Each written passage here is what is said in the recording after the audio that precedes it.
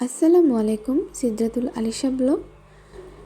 আজকে আমার জন্য আম্মু তৈরি করবে সবজি পুলি পিঠা।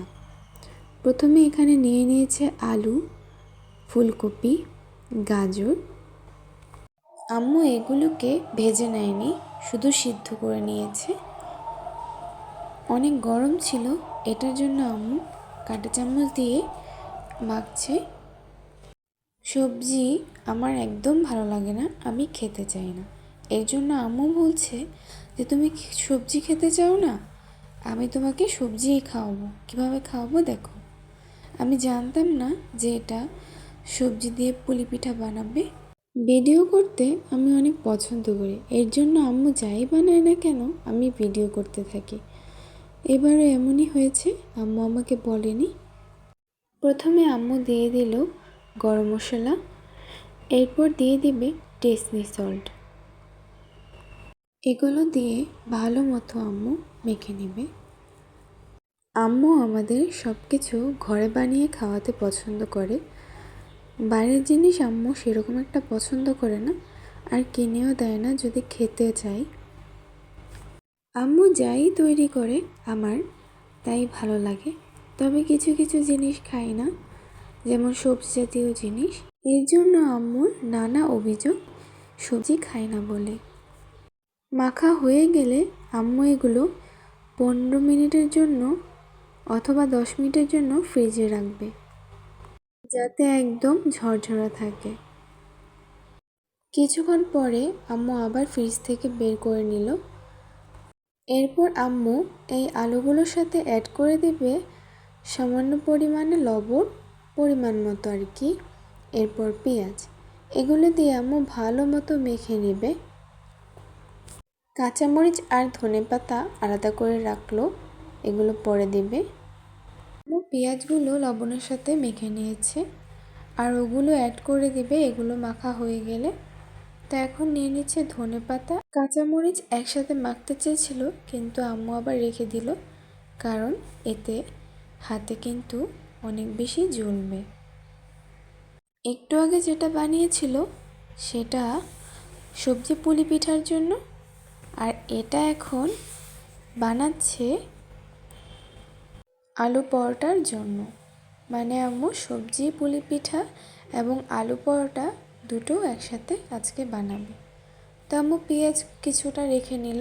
এটা আম্মু মেখে নিয়েছিল, যদিও শেয়ার করা হয়নি তোমাদের সাথে। তো এখানে আলু পরোটা বানানোর জন্য ডো তৈরি করে নিচ্ছে। পিঠাপুলি সুন্দর করে কাটার জন্য আম্মু কাটার মেশিন নিয়ে এসেছে। আর এই যে ডোগুলো তৈরি হয়ে গেছে। আম্মু এই টেবিলেই সামান্য পরিমাণ তেল ঢেলে নিল এই ডোগুলো তৈরি করার জন্য। একে একে সবগুলোই ডো তৈরি করে নেবে। অনেক নরম, দেখো আম্মু কীভাবে করছে, একটা আরেকটার সাথে একদমই লাগছে না। তা এখন সবগুলো বেলে নেবে আলু পরোটা। আম্মু প্রথমেই পুলি সবজি পিঠা বানাবে, তারপর আলু পরোটা বানাবে। তো এই যে দেখো আম্মু ট্রাই করছিল, প্রথমটা ওরকম ভালোভাবে হয়নি, এরপর থেকে ভালো হচ্ছিল। আম্মু হাত দিয়ে করছিল, আর দেখো প্লেট দিয়েও করার চেষ্টা করেছিল যাতে একদম গোল হয়।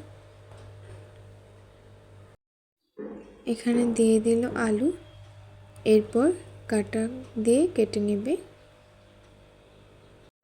সবজি পুলি পিঠাগুলো অনেক বানিয়েছে। এই যে দেখো দেখো পুলি পিঠাগুলো বানানো কিন্তু শেষ। এখন আম্মু আলু পরোটা বানাবে, এটার জন্য আলুগুলো এখানে দিয়ে দিচ্ছে। সবগুলো এরকম গোল গোল করে রাখবে, তারপর হচ্ছে রুটিগুলো বেলে নেবে। এই যে বেলা অনেকগুলো হয়ে গেছে, আম্মু এখন পলিথিন দিয়ে এভাবে করে রাখছে। এটা করলে নাকি অনেক দিন রাখা যায় সংরক্ষণ করে। আলু পরোটা বানানোর পরে কিছু ডো রয়ে যায়, এজন্য আম্মু আমাদের জন্য একটু পুরির মতো বানাবে। আম্মু চা দিয়ে এই পুরিটা অনেক পছন্দ করে। আম্মু যখন বেশি পরোটা বানায় তখন আম্মু এভাবে পলিথিন দিয়ে দিয়ে রাখে, যাতে এগুলো অনেক দিন খাওয়া যায়। তো আম্মু একটি বক্সে রেখে এগুলো ডিপে রাখবে। ওই যে দেখো পিঠা পুলিগুলোও কিন্তু আম্মু প্লেটে প্লেটে করে রেখে দিয়েছে, যাতে খেতে পারে, কারণ বিকালে নাস্তা হিসেবে কিন্তু এগুলোই ভালো লাগে। এই যে রুটিগুলো রাখছে। তোমাদের তো বললামই যে কিছু বেঁচে গিয়েছিল, এজন্য আম্মু পুরির মতো বানাচ্ছে। বাবা তো কাজে থাকে, আমি আর আমার নানু মানে মামার শাশুড়ি আর আম্মু এই তিনজন থাকি, তো অল্প করেই বানাচ্ছে। নাস্তা খেয়ে এশারের আজান দেওয়াতে নামাজ পড়ে এসে আবার ভিডিও করা শুরু করলাম। এই যে উপরে থাকতো পরিষ্কার করে ফেলেছি, আর এগুলো কত ময়লা হয়েছে, এগুলো পরিষ্কার করব। এখন নিয়ে যাচ্ছি ধুতে। তোমাদের এই ভিডিওটা যদি ভালো লাগে তোমরা একটু আমাকে সাপোর্ট করো। আমার ভিডিওটা দেখে লাইক কমেন্ট এবং শেয়ার করে দিও। বললামই তো উপরের থাক আগে করে ফেলেছি, আরও 1-2 দিন আগে। আর এই যে দেখো সব একদম চকচকা করে ফেলেছি উপরের থাক, কিন্তু নিচের তাক ধোয়াই হয়নি, কারণ সময়ের অনেক সময়টা আসলে ঠিক করতে পারি না। তোমাদের এই ভিডিওটা ভালো লাগলে অবশ্যই লাইক অ্যান্ড সাবস্ক্রাইব। আল্লাহ হাফেজ।